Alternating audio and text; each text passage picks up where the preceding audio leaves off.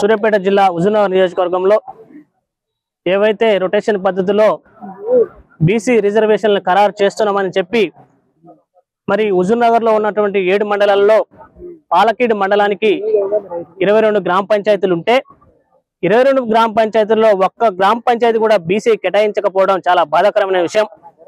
మరి ఈ lottery rotation పద్ధతిలో జరిగిన లాటరీ అనేది మరి ఒక సక్రమైన మార్గంలో జరిగిందా అని మేము అనుమానం వ్యక్తం చేస్తున్నాం. 22 గ్రామ పంచాయతీలకు గాను ఒక్క గ్రామ పంచాయతీ కూడా బీసీ కేటాయించకపోవడం శోచనీయమైనది. మరి అట్టి విషయాన్ని మేము ఒక హుజూర్నగర్ నియోజకవర్గంలోని ఆర్డీఓ గారికి మేము వినతిపత్రం ఇచ్చి వారికి తెలియజేయడం జరిగింది. అదేవిధంగా ఈ యొక్క ఆర్డీఓ గారు మరి అదేవిధంగా జిల్లా కలెక్టర్ గారికి ఈ యొక్క సమాచారాన్ని అందించి దాన్ని కొన్ని మార్పులు చేర్పులు చేసి బీసీకి సర్పంచ్ టికెట్లు కేటాయిస్తారని మేము ఆశాభావం వ్యక్తం చేస్తున్నాం. జై భీమ్, జై భారత్.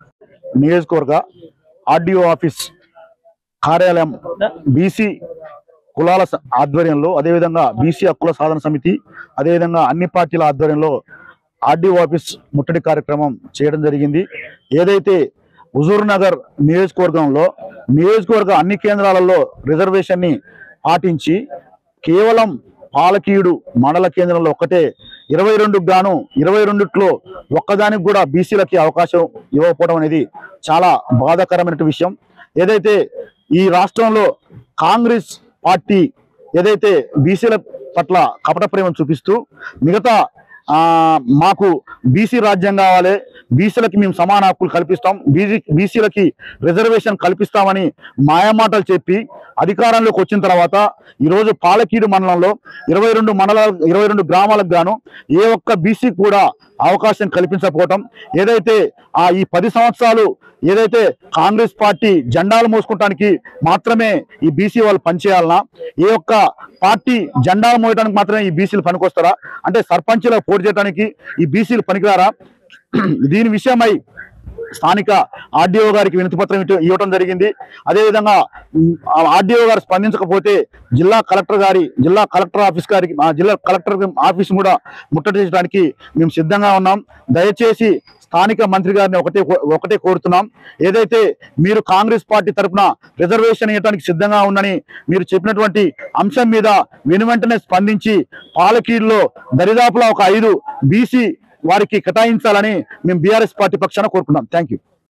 ఈరోజు హుజూర్నగర్ నియోజకవర్గ కేంద్రంగా ఆర్డీఓ ఆఫీసు బీసీ ఏదైతే పాలకీడు మండల కేంద్రంలో 22 గ్రామ పంచాయతీ ఉండగా ఆ 22కు గాను ఏ ఒక్క గ్రామ పంచాయతీ బీసీ వాళ్ళకు రాకపోవటం చాలా బాధాకరమైనటువంటి విషయం.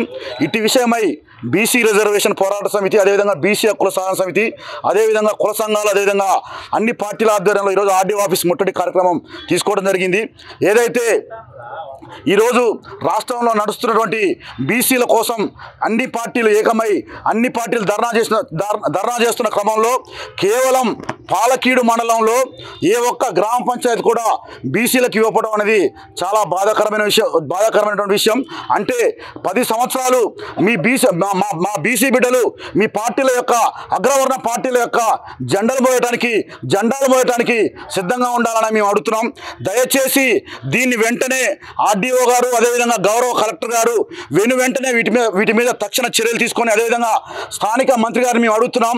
కాంగ్రెస్ పార్టీ ఏదైతే ఉందో మీరు రిజర్వేషన్లు మాకు సంతోషమని ఏదైతే మీరు రాజీవ్ గాంధీని తీసుకొచ్చి మన రాహుల్ గాంధీని తీసుకొచ్చి మీరు చెప్పారో, ఈరోజు మీకు ఇందిరమ్మ పేరుతో చీరలియటం, అదేవిధంగా వికలాంగుల పింఛన్లు ఎగ్గొట్టడం, అదేవిధంగా నిరుద్యోగులకి ఉద్యోగాలు ఇవ్వకపోవటం, అదేవిధంగా ఏది మీకు చదవకపోవటం చాలా బాధాకరమైన విషయం.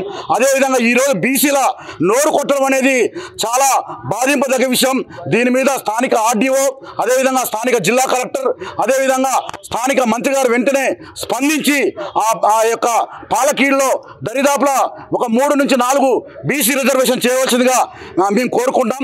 కాబట్టి వెంటనే చర్యలు తీసుకోకపోతే మేము ఆర్డీఓ ఆఫీస్ని ఎట్లయితే ముట్టడి చేశామో తర్వాత సూర్యాపేట జిల్లా కేంద్రాన్ని, అదేవిధంగా అవసరమైతే మన ఎలక్షన్ కమిషన్ ఆఫీస్ను కూడా దిగ్బంధం చేయడానికి మేము సిద్ధమని తెలియజేసుకున్నాం. Thank you.